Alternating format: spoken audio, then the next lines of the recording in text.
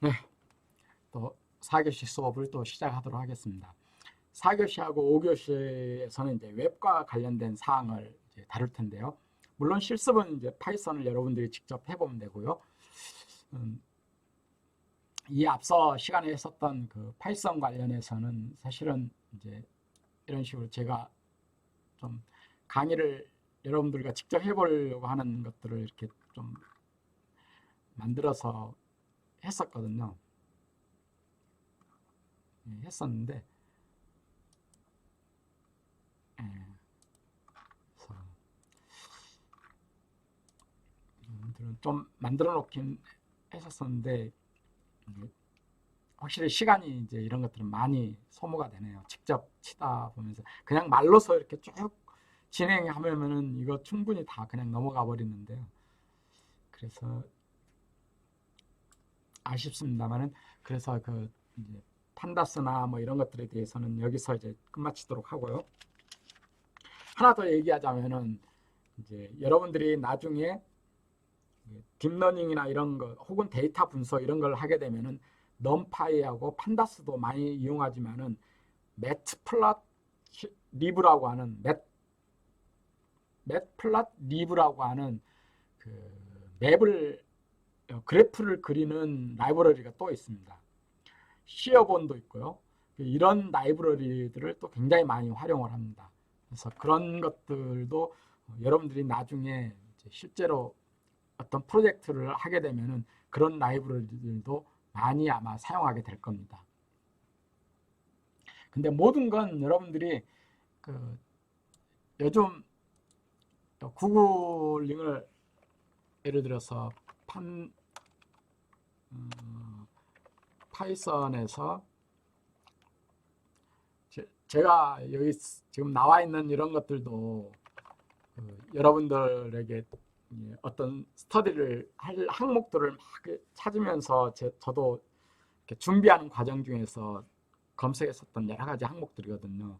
그래서 이런 것들도 이렇게 보면은 뭐 설치된 목록이라든가 뭐들 확인한다든가 뭐 버전 체크 뭐 이런 것들이 이런 걸 보면 다 나와 있거든요. 그러면은 이런 것들을 통해서 해당되는 그런 목록들을 뒤져보고 이런 것들을 다 해야 됩니다. 그래서 예를 들어서 저 같은 경우는 이제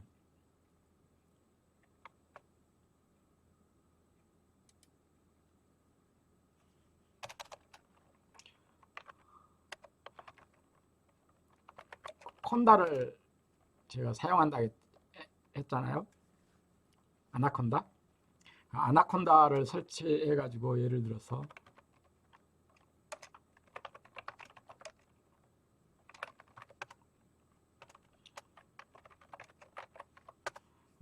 콘다 제가 설치해 놓은 이 아나콘다 버전 안에서 과연 어떠한 라이브러리들이 들어가 있느냐 이런 것들을 이렇게 찾아보면은 엄청나게 많은 라이브러리들이 지금 들어가 있는 거를 지금 알 수가 있습니다. 보면은 뭐 아이파이썬 아까 우리가 지금 스터디할 때 사용했던 주피터 노트북 관련된 것들 뭐 그리고 아까 넘파이 맷플롯도 여기 있죠. 맷플롯리브라고 하는 요거를 또 엄청나게 많이 이용을 합니다. 맷플롯. 그 다음에 아까 넘파이라고 제가 그랬어 사용을 했었잖아요. 이 넘파이도 역시 당연히 엄청 많이 사용하고 있고요. 뭐 아까 PIP는 PIP 인스톨 패키지인데요. 그 인스톨 패키지를 하기 위한 그 명령어를 저걸 PIP를 이용해서 많이 이용을 하죠. 그 다음에 판다스도 여기 보면 있을 겁니다. 네, 여기 있네요. 판다스도 있고 그 다음에 뭐 예를 들어서 사이킨런이라든가 뭐 케라스도 있을 겁니다. 케라스 네, 여기 있네요. 케라스 관련된 것들 케라스, 판다스, 뭐 파이터치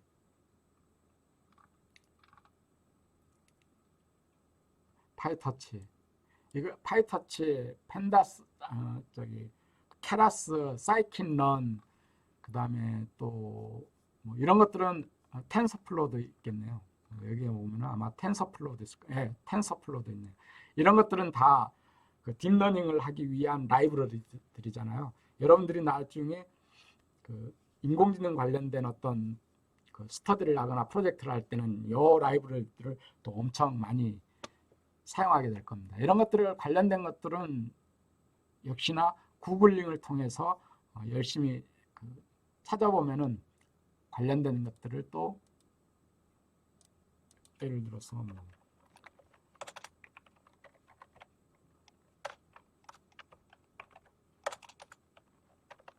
파이터치 튜토리얼 해보는 파이터치, 이건 파이터치에서 아예 우리 한국말로 번역을 해놨어요. 아예 파이터치, 원래 파이터치가 이쪽인데 이 파이터치 자체를 .kr 한국어로 프로젝트가 따로 있어요. 그래서 아예 한국어로 다 번역을 해놓고 있습니다. 나중에 이런 거를 실제 여러분들 로컬에다가 설치하려면 어떤 식으로 해야 된다라는 것들이 이게 다 레커멘드 돼가지고 이거 따라서 쭉 하면 됩니다. 이런 것들도 있다라는 걸 말씀드리고요. 그래서 그 파이썬과 관련되어서 어떤 일을 하게 된다 그러면은 그 구글링을 엄청 많이 해야 됩니다. 왜냐하면은 조금 전에도 보셨다시피 그 이 라이브러리만 해도 너무 많거든요. 그 많은 라이브러리 안에 아까도 저도 아주 간단한 판다스라고 하는 그 라이브러리 안에 들어있는 함수가 또 엄청 많잖아요. 그 함수 안에 가로 안에 인수를 다 써야 되는데 그 인수를 얼마나 많겠어요. 그걸 다 따져보면은 그걸 누군가가 다 머릿속에 가지고 있다? 이건 절대 불가능합니다. 그러면은 해당되는 함수를 쓰면서 해당되는 함수의 그 인수들은 뭘 사용하고 하는 것들을 다 인터넷으로 검색을 해가지고 그걸 가져와야 되거든요. 그렇기 때문에 프로그래밍 언어를 실습하거나 이런 걸 할 때는 자연스럽게 구글링을 많이 해야 됩니다. 네, 그런 얘기를 좀 말씀드리고요. 자, 그러면 어쨌든 이제 4교시하고 5교시는 월드와이드 웹, 우리가 웹사이트라고 하는 HTTP 프로토콜 관련된 것들을 좀 들여다보도록 하겠습니다. 자, 그럼 월드와이드 웹이라고 하는 건 뭐냐? 여러분들 뭐 워낙에 웹 브라우저를 통해서 뭐 네이버니 뭐 다음이니 얼마든지 이동해서 보고 하기 때문에 이제 너무나도 귀에 익숙한 것들이죠. 그러면 이 월드와이드 웹이라고 하는 것은 그 세계 표준화 단체도 있습니다. 이 월드와이드 웹이라고 하는 이 월드와이드 웹 컨소시엄이라고 해가지고 W3C라고 하는 요 웹 버전을 관리하는 이런 그 기구도 있습니다. 표준화 기구입니다. 그런데 이 월드와이드 웹은 어쨌든 전 세계 인터넷으로 이렇게 연결된 컴퓨터 안에서 어떤 정보를 찾아가거나 하는 그런 공간을 월드와이드 웹이라고 부릅니다. 이렇게 부르기도 하고 또 다른 의미에서는 어쨌든 이 월드와이드 웹을 찾아가서 뭔 데이터를 전송받거나 하기 위해서 HTTP 프로토콜도 필요하고 하이퍼텍스트라고 하는 링크를 통해서 어떤 곳으로 찾아가고 하는 또 HTML이라고 하는 요 언어 이런 것들을 알아야 되는데 그런 것들에 대한 것을 월드와이드 웹이라고 부릅니다. 그럼 여기에서 월드와이드 웹에 아주 기본적으로 알아둬야 될 것 중에 하나가 예를 들어서 여기에서 여러분들이 오른쪽 키를 누르고 페이지 소스 보기를 해보면 이런 식으로 쫙 나옵니다. 그러면 여기 제일 앞부분에 여기 딱 보면은 HTML이라고 딱 나와 있습니다. 여기 보면은 HTML이라고 하는 요 용어가 딱 튀어나오죠. 요게 HTML 언어로 요 페이지가 구성이 되어 있는 거죠. 뭐 꺽쇠 해가지고 뭐 헤드가 어떠니 타이틀이 어떠니 뭐 슬래시 해가지고 타이틀은 그 타이틀의 정료 끝부분이죠. 뭐 이런 식으로 해가지고 쭉 나옵니다. 그래서 이런 것들에 대한 언어가 바로 이 HTML이라고 하는 언어입니다. 그리고 하이퍼텍스트라고 하는 것은 뭐 여러분들 잘 아시는 것처럼 여기에서 예를 들어서 뭐 여기에서 이거 클릭해 가지고 그 안으로 들어가는 거죠. 이거는 제가 이제 그 주피터 노트북 따로 만드는 거라서 좀 그러는데, 예를 들어서 뭐 저희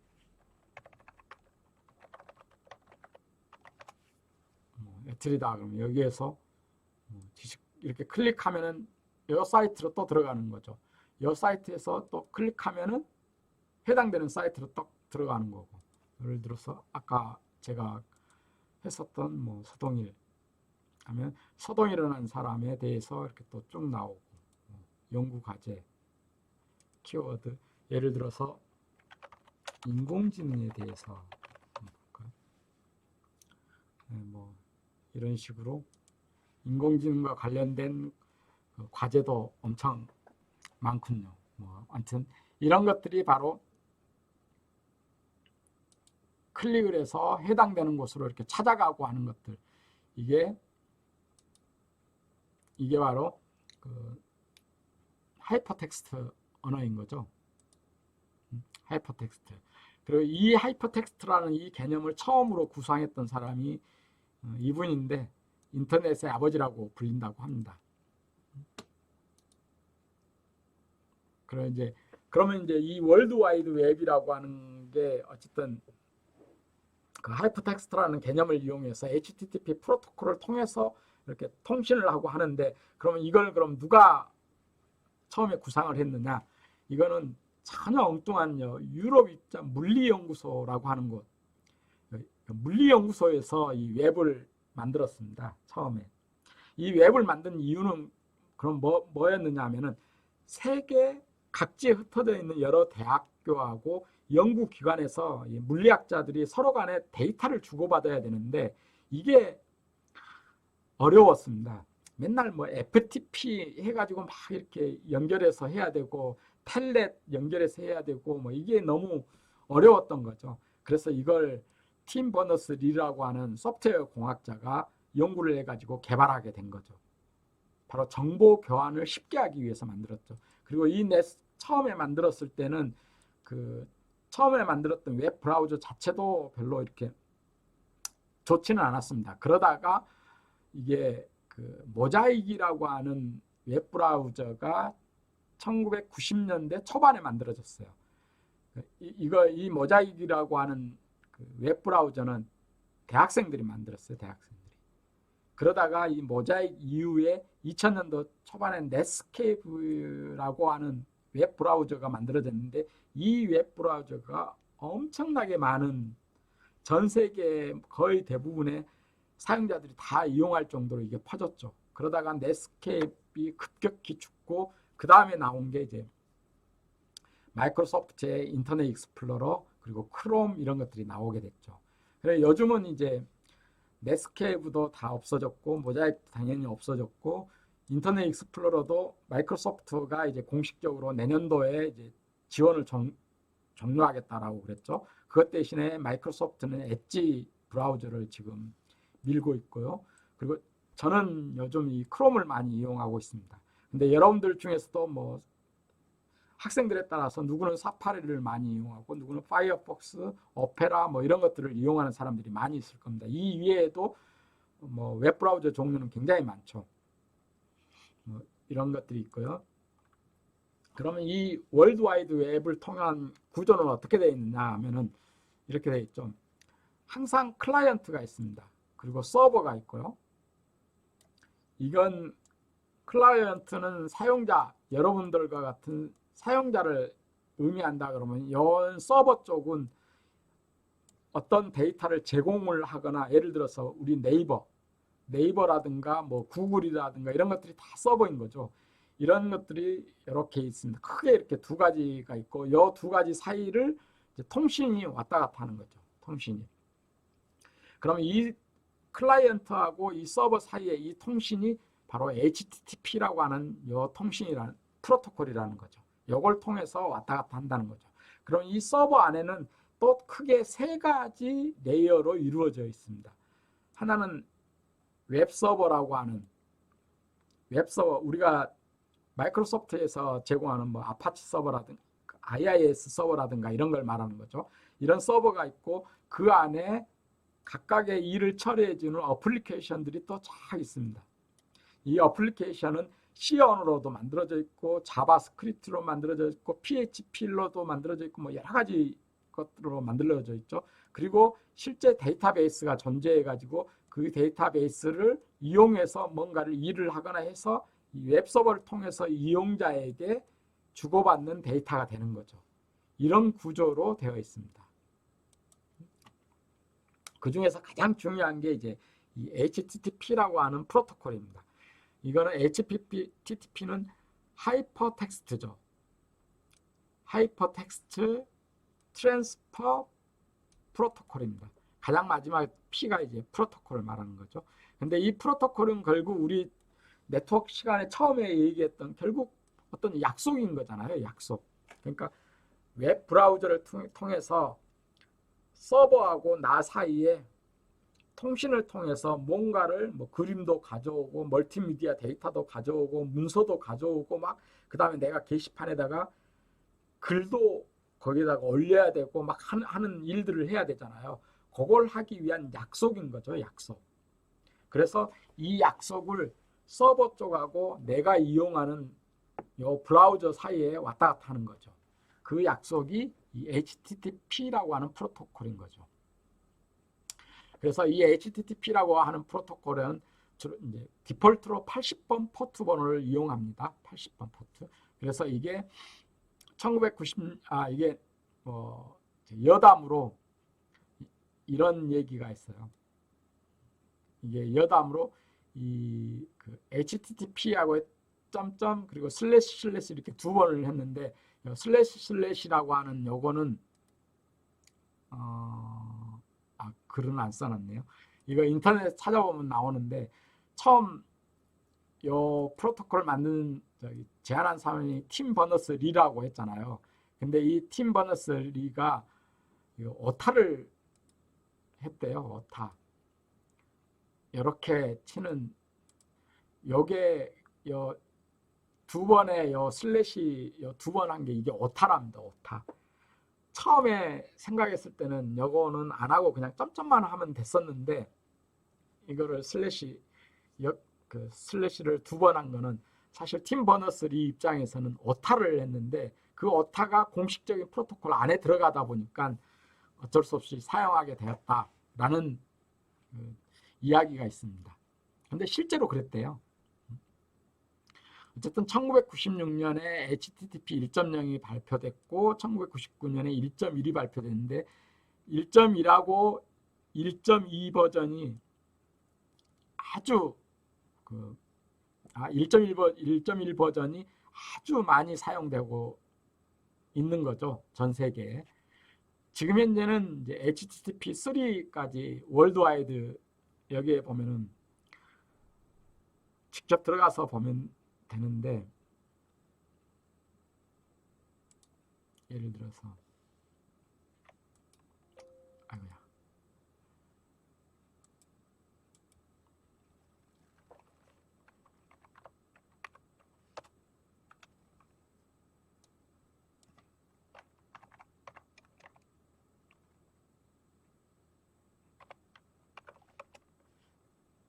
네.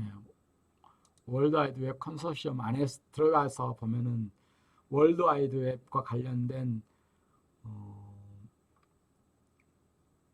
데이터들이 모두 다 있는데요. 이 안에서 저도 이거 오래전에 들어가 보고 안 들어와 봐서 데이터 스토리지.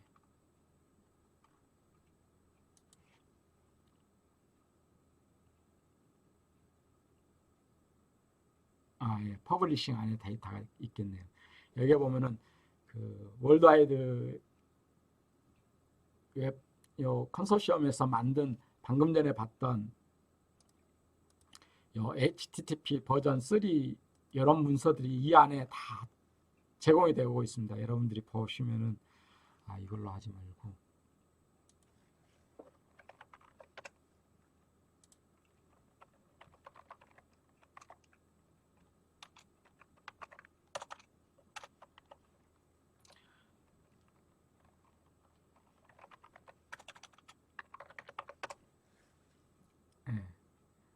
하이퍼텍스트 프로토콜 버전에 결국은 이것도 이제 인터넷이잖아요. 그러면 인터넷 세상은 항상 이 IETF라고 하는 기구에서 RFC 문서로 나오는 거거든요. 그래서 월드와이드 웹 컨소시엄에서도 이런 프로토콜을 만든 다음에 이 IETF에서 이제 그걸 공식적으로 그 표준화를 시키는 거거든요. 그래서 지금 현재는 상태가 프로포즈 스탠다드 상태인데 HTTP 버전 3가 2020년도 9월 25일에 이게 공식적으로 그 스탠다드 트랙으로 여기 스탠다드 트랙으로 인터넷 드래프트 문서가 제출이 돼서 지금 현재 이렇게 RFC 문서로 이렇게 나와 있습니다. 이런 문서들은 누구나 마음대로 볼 수가 있거든요. 누구나. 그러면은 HTTP3의 규격이 이렇게 쫙 나와 있는 거죠. 그러면 이 규격을 가지고서 이제 예를 들어서 그 웹 브라우저를 만든다 그러면 이 규격을 보고서 웹 브라우저를 만들면 되는 거죠. 이런 것들입니다. 그래서 여기에서 보면은 지금까지 이 문서가 나오게 된 그런 과정이 이 안에 쫙 나오죠. 이런 것들이 있고요.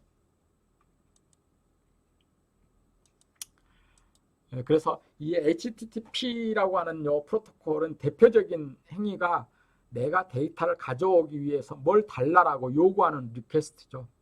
리퀘스트고 그 요구한 거에 대한 응답을 하는 리스폰스죠. 이 두 가지가 기본적인 동작이죠. 리퀘스트, 리스폰스 하는 거. 그래서 여기에서 보면은 결국은 이제 그 헤더 쪽에 보면은 HTTP 버전 뭘 쓰고 지금 현재 get 데이터를 가져오겠다라는 요청이다라는 거죠. get. 그리고 그거에 대한 이건 get이었고요. 응답을 200번 코드를 가지고 200번 코드가 아마 OK일 겁니다. 이런 코드가 이렇게 리스폰스를 하는 거죠.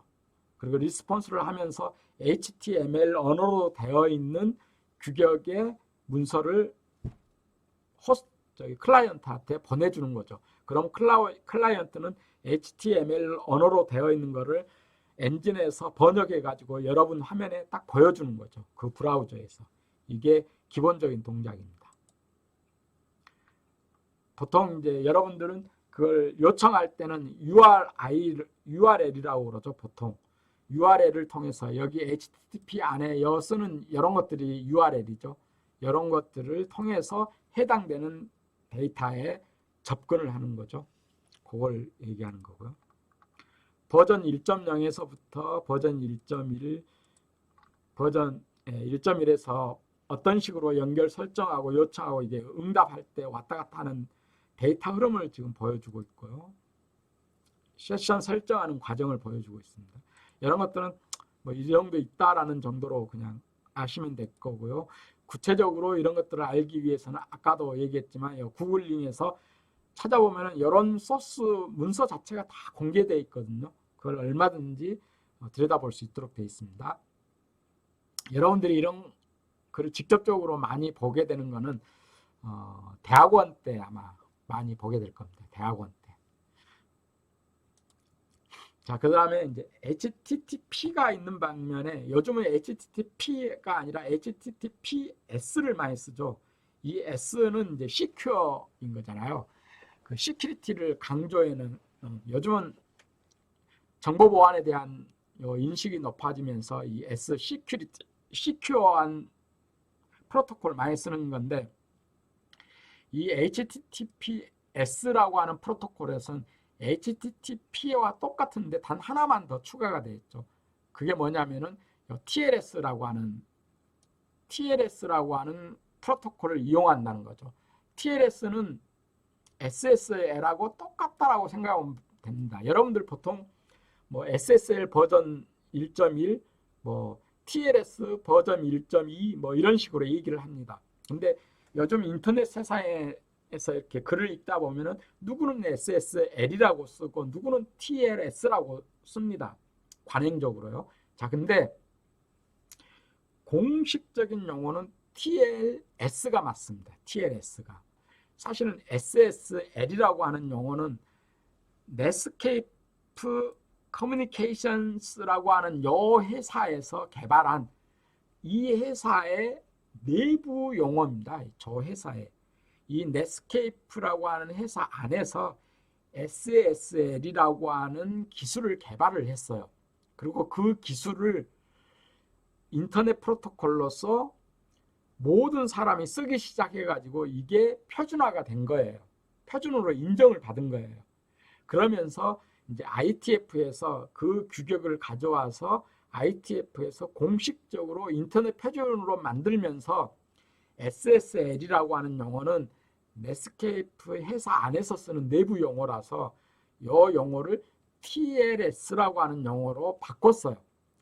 그래서 TLS라고 하는 용어로 바꾸면서 살짝 업그레이드를 시켰어요. 그게 그러다 보니까 처음에 SSL이라고 하는 용어를 워낙이 연구자나 회사에서 일하는 사람들이 많이 쓰다 보니까 여전히 SSL이라고 하는 용어를 많이 사용하게 된 거예요.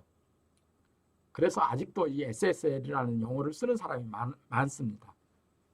근데 뭐 헷갈릴 필요는 없어요. 그냥 뭐 SSL 버전 뭐 SSL 1.3이다. 그러면 TLS 1.3이다. 이렇게 그냥 생각하면 됩니다.